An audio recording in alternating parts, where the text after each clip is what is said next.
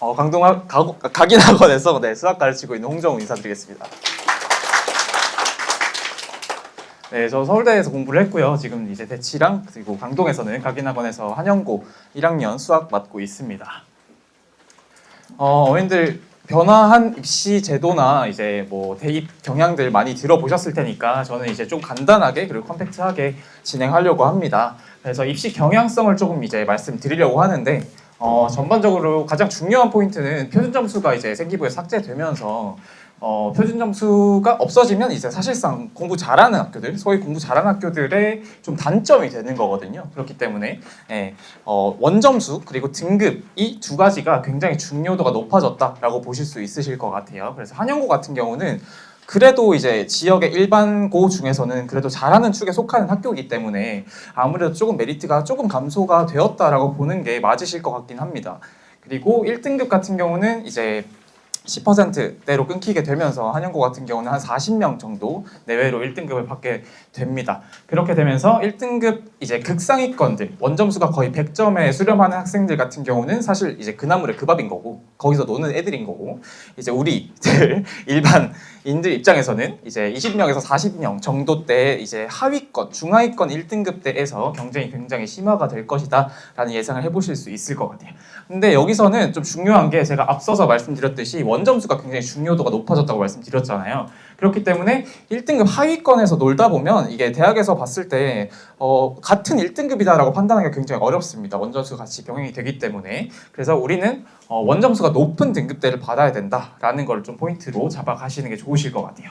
그리고 정시에 이제 내신 점수가 포함되기 때문에 서울대 같은 경우는 이제 28년도부터 40% 정도가 이제 내신 점수가 들어가게 되거든요. 그렇기 때문에 서울대가 그렇게 들어가 버리면 나머지 연고대나 밑에 학교들도 전부 다 따라가기 때문에 한 40% 정도 내신 점수가 정시에 반영이 된다. 그래서 내신을 좀 망치게 돼버리면 정시도 어렵다 이제 재수도 어렵고 그러니까 학교 생활에 정말 충실해야 되는 시기다라고 보실 수 있으실 것 같아요. 그래서 내신 1등급 사수는 정말 필수적인 부분이고 원점수가 높게 가져가는 내신 1등급을 우리는 목표로 잡아야 된다. 그리고 우리뿐만 아니라 이제 학교에서도 이런 부분들을 다 알고 있기 때문에 시험 경향성이 앞으로는 조금 더 쉬워질 경향성이 있습니다. 왜냐하면 학교에서도 이제 학생들이 원점수를 높게 가져가는 게 입시 실적을 높이기에 좀 더 유리하기 때문에 학교에서도 조금 쉽게 내면서 1등급대를 조금 원점수 높은 1등급을 가져갈 수 있도록 아마 경향성을 깔 가능성이 높아요. 근데 또 여기서 좀 이제 한영고 같은 경우는 여전히 어렵긴 합니다. 24년도와 비교했을 때도 25년도 기출 문제를 보시면 난이도가 상당히 높은 축에 속하는 학교이고요. 심지어 배재고 같은 경우는 25년도에 난이도가 확 줄어들었거든요. 근데 한영고 같은 경우는 그대로 거의 유지하는 형태라고 보실 수도 있으실 것 같아요. 자, 학교별 내신 유형은 크게 두 가지로 나뉠 수 있는데 내신형 학교 그리고 수능형 학교 이렇게 크게 두 가지로 나뉠 수가 있어요. 근데 강동구에 속하는 학교들은 거의 다 이제 내신형 학교다라고 보실 수 있으실 것 같습니다. 두 학교 유형의 차이는 뭐냐면 내신형 학교는 거의 이제 시간 안배 그리고 계산 이런 부분에 좀 포커싱이 되어 있는 학교들 출제 경향성이다라고 보실 수 있으실 것 같고 수능형 같은 경우는 학교에서 문제를 좀 많이 꼬아내는 소위 말하는 좀 더러운 문제들을 출제하는 경향성이 좀 짙고 그리고 학생들이 기존에 이제 시중교재나 부교재에서 보지 못했던 문제들이 여기서 출제가 되는 가능성이 굉장히 높습니다. 그렇기 때문에 기초적인 수학 능력이 굉장히 중요한 포인트로 잡아가야 되는 게 수능형 학교. 근데 우리는 내신형이기 때문에 기출문제의 중요도가 굉장히 높다. 기출에서 거의 숫자만 바꿔서 나오는 정도이기 때문에 기출문제를 굉장히 중요하게 가져가야 된다라는 부분들 유념해 주시면 좋을 것 같습니다. 자, 출제 경향들 주변 학교들이랑 좀 비교했을 때 한영고가 굉장히 어려운 축에 속합니다. 지금 문항 분포를 봤을 때는 서술형 4문제로 거의 다른 학교들이랑 비슷한 경향성이 보이는데 난이도 같은 경우를 보시면 레벨 5가 제가 앞서서 말씀드렸듯이 이제 수능형 학교들에서 출제하는 굉장히 어렵게 꼬아내는 문제의 유형들이거든요. 근데 그런 부분들은 이제 강동구에서는 거의 전무하고 근데 다만 레벨 4 그러니까 좀 어려운 문제들 모의고사로 비교했을 때는 한 어려운 4점 정도의 문제들에서 이제 숫자 정도만 바뀌어서 나오는 경우 그리고 문제에서 묻는 거 바뀌어서 나오는 경우 그런 문제들이 굉장히 비율이 높은 편입니다. 그리고 이제 난이도 쉬운 문제들, 거의 개념을 묻는 문제들은 거의 없다고 보시면 될 것 같고, 중난이도 문제들의 비율이 굉장히 높은 편이라서 한영고 같은 경우는 시간 안배, 그리고 이제 좀 어려운 문제들에 대한 기출 연습들이 굉장히 중요한 포인트로 잡아가실 수 있으실 것 같아요. 그래서 출제 경향을 좀 종합해 보면 1학년 1학기가 또 극악의 난이도입니다. 한영고 같은 경우는 1학년 1학기를 좀 유독 어렵게 되는 경향성이 있어요. 그래서 1학년 1학기 때 아이들 기를 팍 죽이고 그다음 2학기 때부터는 그래도 조금 할 만한 정도로 이제 내거든요. 아니면 이제 아이들이 또 적응을 해가지고 좀 공부를 좀 열심히 해가지고 수학은 좀 더 집중해서 하거나 이렇게 해서 조금 더 적응을 하는 모양새가 보이고, 그 다음에 중간 난이도 모의고사를 비교하면 좀 어려운 3점, 쉬운 4점 정도의 난이도입니다. 기본 개념만 가지고는 풀 수 없는 문제들이고, 다만 이제 유형으로는 세분화되어 있는 문제들이거든요. 그래서 유형 학습들을 좀 충분히 했을 때는 중간 난이도는 어느 정도 다 맞고 갈 수 있다 정도의 난이도 문제들이 굉장히 많이 나오는 편입니다. 그리고 계산 과정이 조금 까다로운 편이에요. 아까 말씀드렸듯이 한영고도 내신형 학교이기 때문에 계산을 좀 많이 해야 되는, 그렇기 때문에 이제 시간 안배 연습, 그리고 이제 그 빠른 시간 안에 정확도를 높여가지고 푸는 연습들이 굉장히 많이 필요한 학교라고 보실 수 있으실 것 같아요. 그래서 이런 한영고를 대비하기 위해서는 일단은 엄밀하게 공부하기가 굉장히 중요합니다. 특히 내신형 학교에서는 엄밀한 공부가 굉장히 중요하거든요.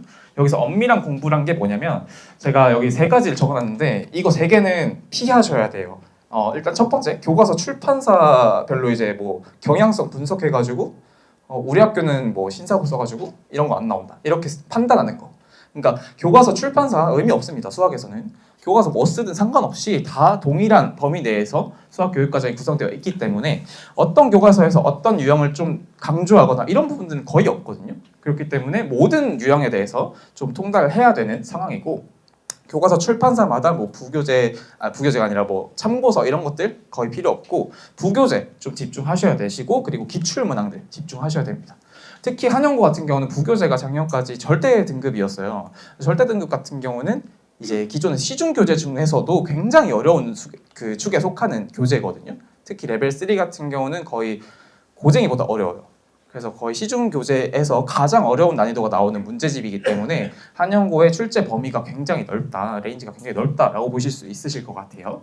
그리고 서술형 유무도 내신고사 준비하는데 뭐 서술형이 나오니 많이, 뭐 서술형 준비해야 되니 많이 이렇게 하는데, 서술형을 못 푸는 거는 수학적으로 기초가 없는 겁니다. 그러니까 수학적 언어로 이제 그 정의에 입각한 사고방식으로 수학적 문제에 접근을 해야 되는데, 그게 안 되면 사실 수학을 잘한다라고 할 수 없어요. 그렇기 때문에 저는 그 부분에 대해서 좀 집중적으로 코칭을 하고 있고, 저희 수업 같은 경우는 서술형이 나오든 말든 서술형을 수학적 언어로 정리하는 거에 있어서는 항상 준비가 되어 있다. 그리고 학교에서는 서술형이 나와봤자 어려운 문제가 서술형으로 나오진 않거든요. 쉬운 문제가 서술형으로 나오되 거기서 학생들이 빈 구멍, 개념들이 어디서 비어 있는지, 그리고 사고 논리 과정에서 어디가 좀 잘못되어 있는지, 또는 이걸 어떻게 수학적 언어로 잘못 표현하는지, 이런 부분에 있어서 감점 요인들을 잡고 있기 때문에 어려운 문제들이 서술형으로 나오진 않고, 그렇기 때문에 쉬운 문제에서 얼마나 꼼꼼하게 공부하느냐, 얼마나 개념을 좀 체계적으로 잡혀서 가느냐가 중요한 부분일 것 같습니다. 그리고 마지막으로는 시험에 안 나온다, 이거 정말 어이가 없죠. 자기가 시험 출제위원도 아닌데 시험에 안 나온다는 걸 본인들이 판단을 하고 있어요. 교과서 보면서 얘는 시험에 안 나오고 그냥 안 해도 되고 이렇게 공부한단 말이죠. 내신에서는 시험에 안 나오는 거 없습니다. 모든 부분들을 꼼꼼하게 체계적으로 공부를 해야 내신고사에서는 절대적으로 1등급을 사수할 수 있고, 우리가 목표로 하는 원점수 높은 1등급 가져가실 수 있으실 것 같아요. 그래서 이런 부분들 좀 유념하시면 좋으실 것 같습니다. 자, 기출 한번 볼게요. 한영고 기출 작년 건데 15번 문항이 굉장히 좀 아이들이 좀 어려워했고 좀 까다로워했던 문항이에요. 왜냐면 이거 선지를 보면 일단은 보기가 싫어요. 그죠? 선지가 좀 더럽잖아요.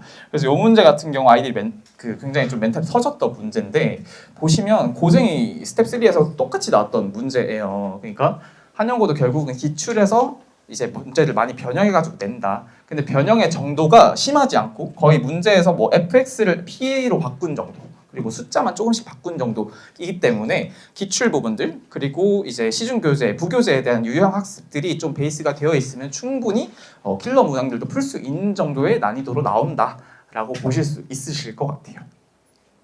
그리고 얘는 이제 모의고사 기출인데 모의고사가 2013년 모의고사 기출이죠. 그러니까 굉장히 예전 모의고사에서도 기출 변형을 낸다. 그렇기 때문에 뭐 3개년, 5개년 이렇게만 기출 공부를 하는 게 아니라 굉장히 예전 문제들도 이제 기출 문제들 계속 요령 연습하면서 반복 학습을 해야 된다라고 보실 수 있으실 것 같아요. 얘도 이제 모의고사 기출인데 뭐 알파를 2알파 정도로 바꾼 이제 숫자 정도만 조금씩 바꾼 변형 문제로 나오는 거죠.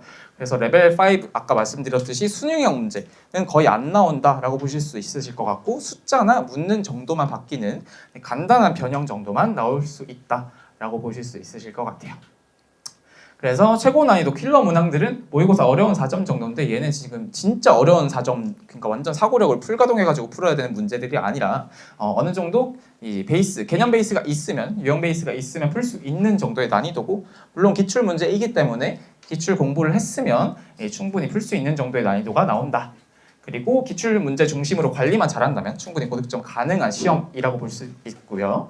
그 다음에 중요한 포인트는 시간 안배랑 계산 실수입니다. 학생들이 다 아는 문제, 기출 문제에서 나오는 거니까 다 아는 문제잖아요, 그렇죠?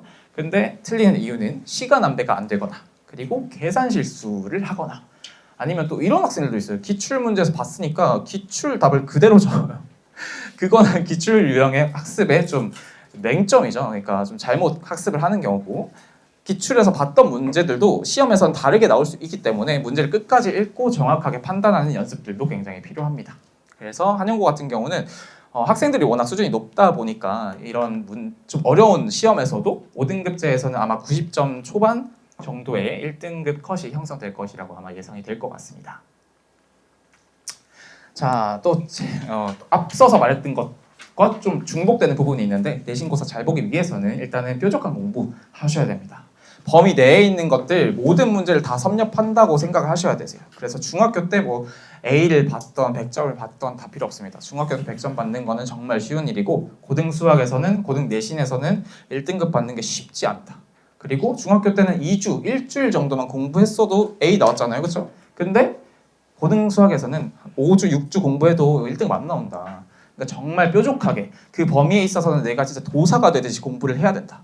반복적으로 학습하고 기출문제 3-4번 풀면서 오답 관리하면서 이제 계속 쌓아가야 된다라고 보셔야 되시고 두 번째 완벽한 오답 부분은 제가 항상 강조하는 부분인데 공부 방법의 정점, 수학 공부 방법의 정점은 오답입니다, 어머님들.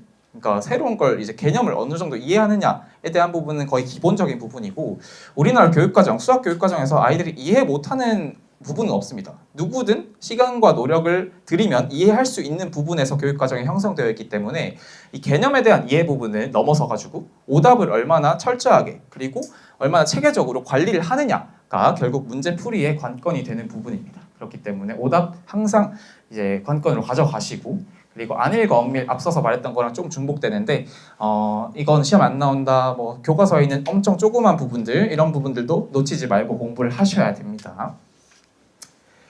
그래서 제 수업 같은 경우는 이런 부분들을 조금 이제 중점적으로 포커싱 해가지고 일단 기출 정복이 굉장히 중요한 파트라고 제가 말씀드렸죠. 그래서 기출들을 어떻게 정복하느냐 아이들이 킬러 문항들 접근할 때 물론 이제 뭐 개념 학습에서 뭐 유형으로 넘어가지 못한 학생들도 마찬가지입니다. 이 화이트 박스 학습법을 제가 이제 적용을 해가지고 아이들한테 그 수학 풀이의 방향성을 제시를 해줍니다.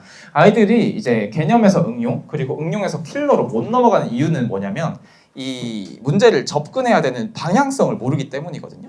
그래서 방향성을 조금만 제시해주면 이 아이들이 이 사고가 필요한 빈칸에서 어떤 사고들을 해가지고 어떤 식들 그리고 숫자들 넣어서 넘어가야 되는지 이제 학습들이 되기 때문에 이런 학습들을 바탕으로 해서 킬러 문항들에 접근하는 방향성을 제가 가르치고 있고 이런 부분들 몇 번만 해도 진짜 이 문제에서 이걸 봤을 때 어떤 생각으로 넘어가야 되는지 이 방향성에 대한 학습들이 굉장히 빠르게 습득이 되거든요.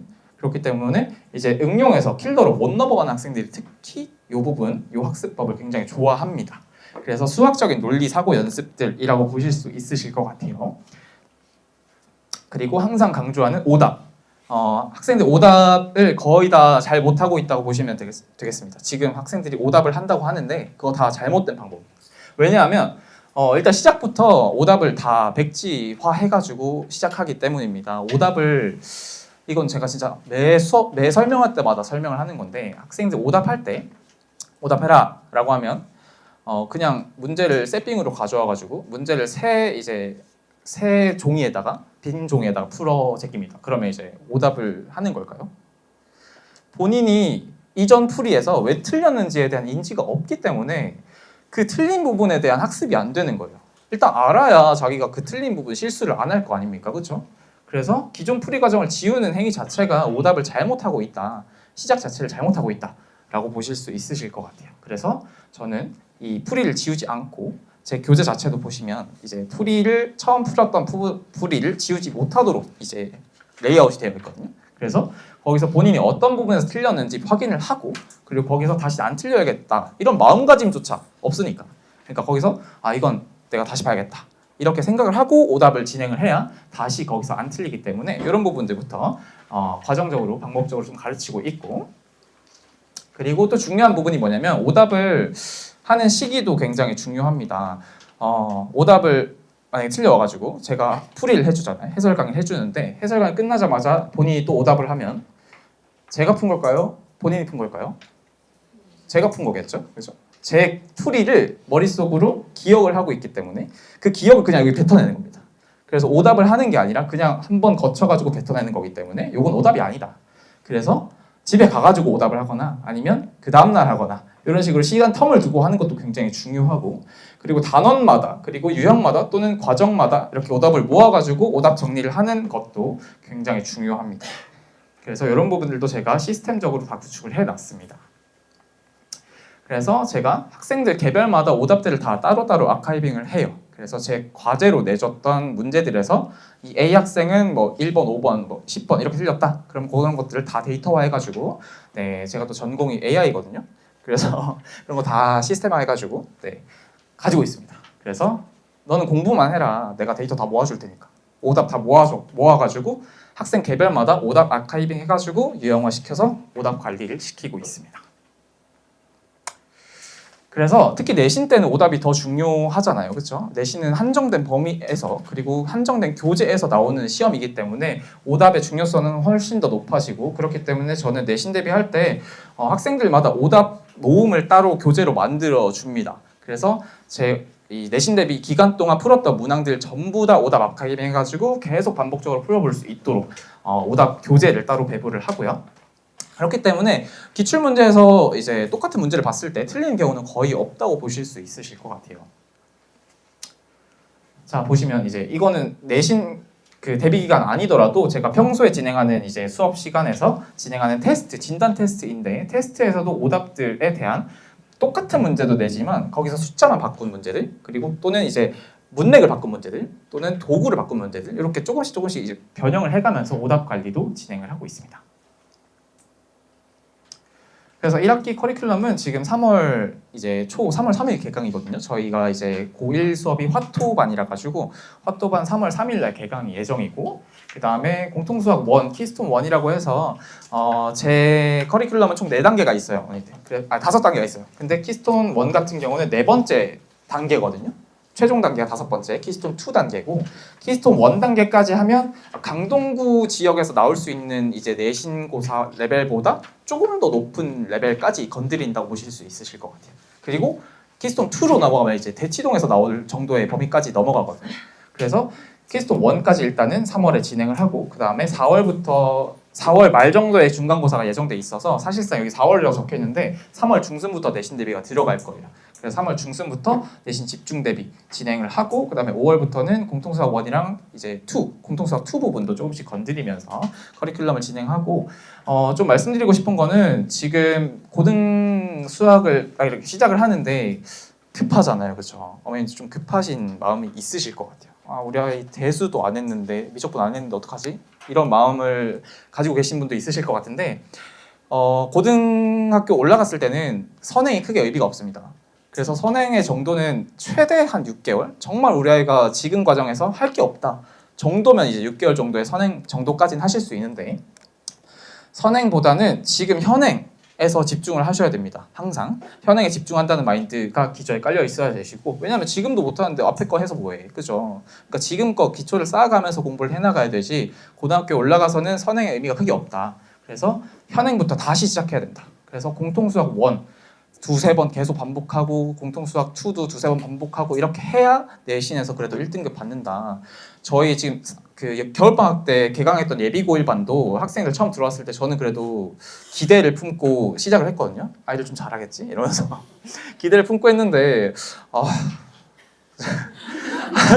한숨이 많이 나오더라고요. 그래서 모의고사 한번 쳤는데 막 4등급, 5등급 이렇게 나오니까 근데 막 대수 미적분 하고 있대요. 공통수학 1 4등급, 5등급 나오는데 말이 안 되잖아요, 그렇죠? 그래서 제가 멱살 끌고 다시 공통수학 1 땡겨가지고 지금 그래도 1, 2등급대로 올라왔습니다. 2달 만에, 1달 반 만에 1, 2등급대로 만들어 놨는데 그렇게 사람으로 만들어 놔야 그래도 고등학교 올라갔을 때 적응할 수 있으니까 네, 수학 공부 좀 열심히 할 수 있도록 지도를 열심히 하도록 하겠습니다. 감사합니다.